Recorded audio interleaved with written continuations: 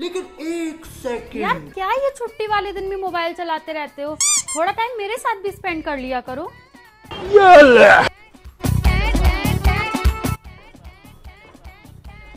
अरे यार क्या बना रही हो? आलू गोभी। मैं आलू गोभी नहीं खाऊंगा। तो फिर क्या खाओगे? शाही पनीर बनाओ। कौन है बे?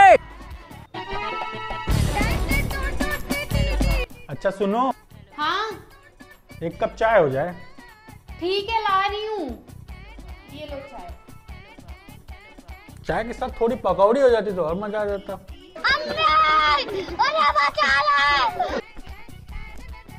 लेकिन ये साला कर क्या रहा है यहाँ पे? अरे यार इतनी धूल मिट्टी हो रखी है, यहाँ की साफ सफाई नहीं होती है क्या? गंदगी फैला रखी हो।